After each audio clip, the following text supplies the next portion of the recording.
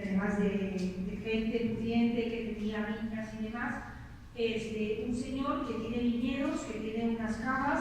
Él se va a Rusia, se casa con una chica rusa, viene para acá.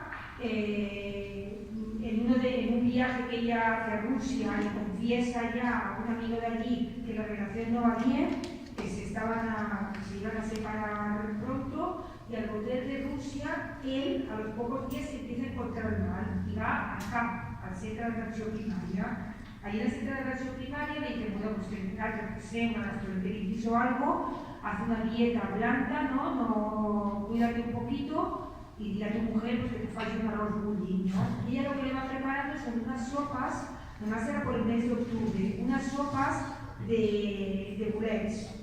Y él dice, oye, la sopa que estaba malísima y me ha sentado fatal. Bueno, él continúa yendo al CAP, claro, en el CAP no le hacen ninguna prueba y cuando ya está muy enfermo, lo traslada a un hospital grande, no sé si es Belviche, ¿no? O la Vall d'Hebron, que a los pocos días muere con el hígado deshecho, porque lo que le habían ido suministrando era amanita faloide, que es una seta muy mortífera, además lo que hace es que destruye por dentro, deshace los órganos.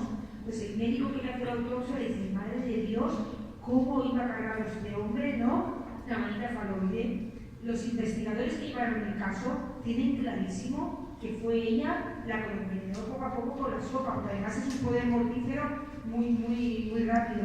Nunca declaró, estuvo mucho tiempo en el teléfono intervenido y nunca habló con nadie por teléfono. A él lo enterraron y ella se quedó pues, con la cava, con los viñedos. Y ese es uno de los casos que sí que sabemos